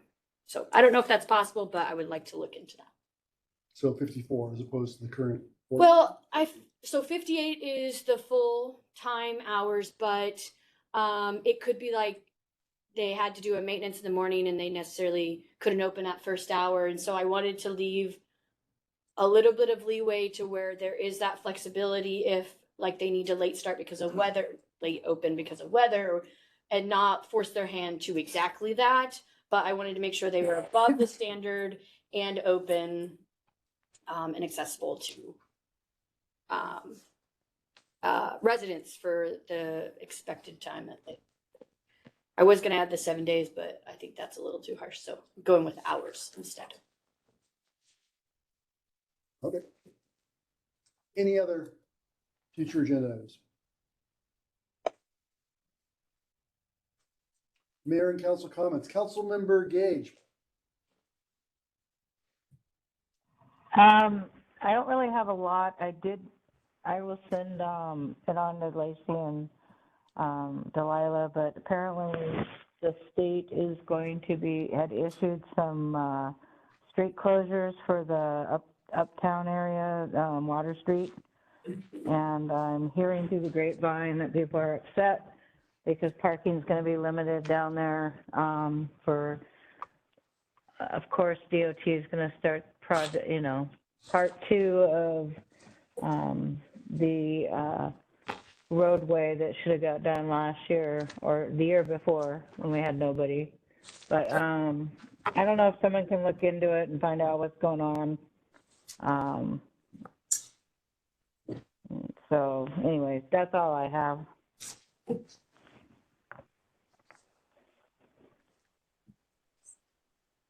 I can answer now. Okay, go for it. I can write a report, or I can just tell you now. Go for it. So there is some engineering failure or engineering concern on that Water Street bridge, and they are going to limit the vehicles on there. So in other words, What we're hearing thus far in the state plan is that they are gonna close it at both ends and only have it open to pedestrian traffic, but they are making efforts to make those repairs. So our understanding from DOT thus far is if we close it now, advance some of our other projects and get to this one, we can have it open again within 18 months, assuming all their other projects come down the pipe. Otherwise, if they can't advance the other projects, they want to close it and wait 3 to 4 years in order for it to get in the pipeline. So in other words, if we support doing it now and helping them advance their other projects, we can have it open again in about 18 months. But there is some structural engineering concerns. And what essentially would happen is their bridge department goes and does their inspection of all the bridges throughout the state. And their recommendation is for closure or weight limits or things like that. So what they're hoping to do is advance other projects and get started on this one as soon as possible, but they will have to close it for approximately 18 months. Which bridge is this? So Can I respond to that? Can I respond to that? Briefly, Just to bring, yeah, I just want to make it clear to the manager that DOT has kicked that can down the road for the last 5 years, maybe even longer. And here we are at the witching hour of a structure that will be compromising our storefront. People have stores on that end of town. This is something that needs to get addressed now. Yeah. That's it. Yeah. Your Honor, just to clarify, so what this is a portion of the parking spaces on Water Street where Bower Way dumps out onto Water Street. So coming off of Hopkins Alley. So it looks like it's about 2 parking spots that will be unavailable for the 18 months in which they do some stabilizing work, or rather weight limit work. But the roadway is not. The roadway is not Okay. blocked. The Water Street is It open. sounded, I'm sorry, like Oh, the roadway was being cut off. No, no, no. That's why I was asking. Okay. yeah, no, it's not. Yeah, Okay. it's not the roadway. We'll live with parking spots being gone for that's so long time. But And we are commenting to them to allow for deliveries and Right. limited deliveries and things like that. yeah, I was So, afraid there's a road. yeah, I apologize for that. Thank I you, was, Lacey. I was trying to imagine no fire trucks or something going across. I thought, oh, this is gonna be a problem. Bower Way will be pedestrian accessible, but it will not be accessible to vehicles during this closure period. Good.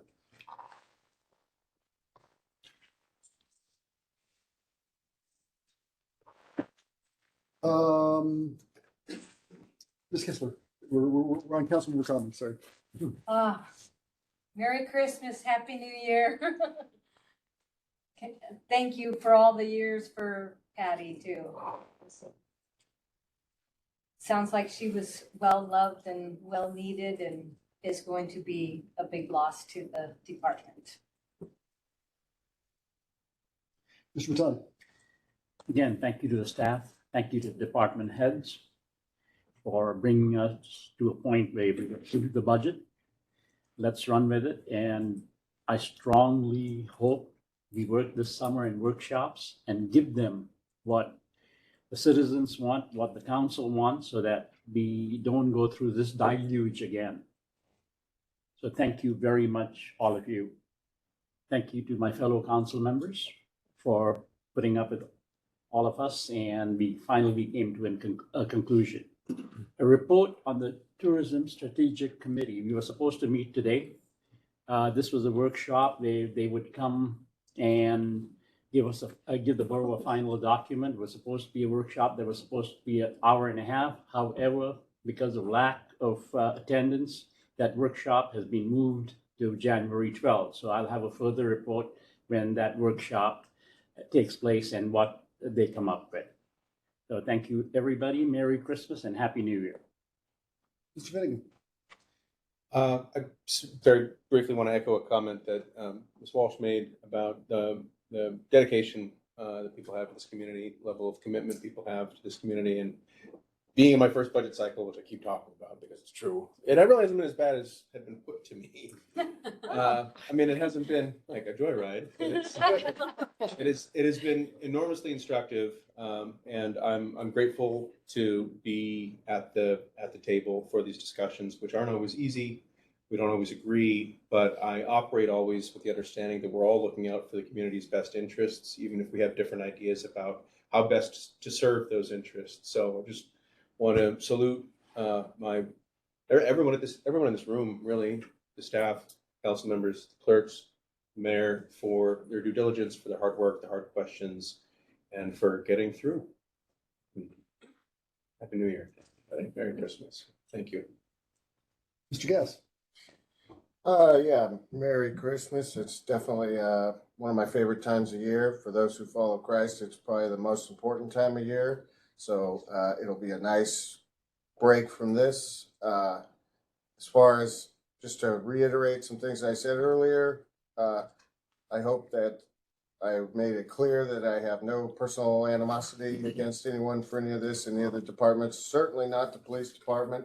They've done a fantastic job.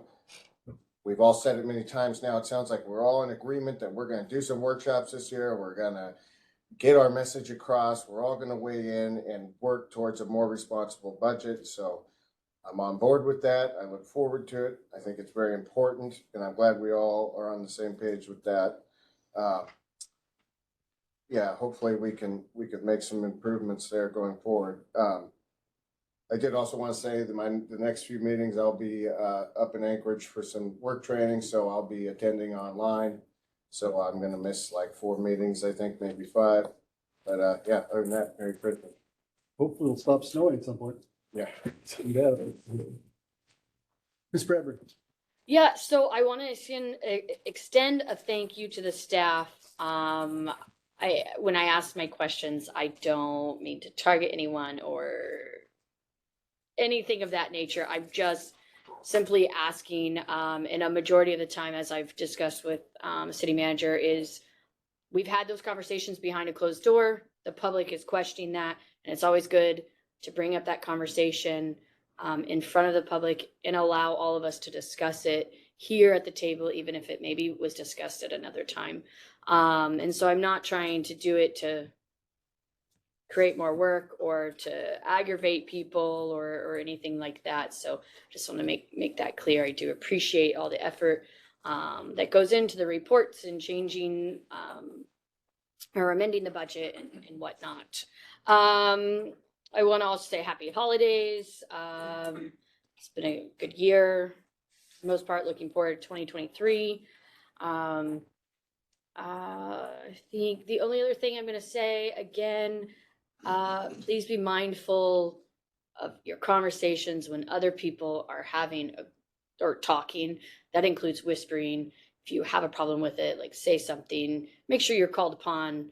But it gets super distracting when people are whispering while other people are trying to talk about their point or their whatever's going on. So I just please ask to keep that to a minimum, and to try to respect other people when they're talking. So, Mr. Ford. Well, a collective thank you to everybody in the room for all the work you've put into this. Hope everybody gets some time off to enjoy Christmas or whatever holiday you're celebrating. I'm going to leave town next week and go meet my brand new baby grandson. Thank you. And good luck to you at some point in the next. Yeah. Thank you. Yeah. Phone did not ring tonight. I didn't have to run out tonight. So maybe tomorrow. Merry Christmas and happy holidays and happy New Year, because that's coming up as well. Also, yeah, this it's gonna get a little cold in a couple days. So heat pipes, you need the heat tape. You need it now. You might want to get it now, not wait till. Make sure your pipes are all working, and hopefully there was some horrifying. It was kind of funny. What I figured out had happened was that the Apple whatever had their aggregator basically took Gino's temperature and said, "Catch a can, you're going to be -7." No. But we won't get down close to 0, so that's darn cold for us. Close enough. And yeah, for those of you, stay warm and keep in mind pets should be inside. And we still have some of our residents who spend time outside, so keep that in mind. It's getting cold. No other business, no executive session. move to adjourn.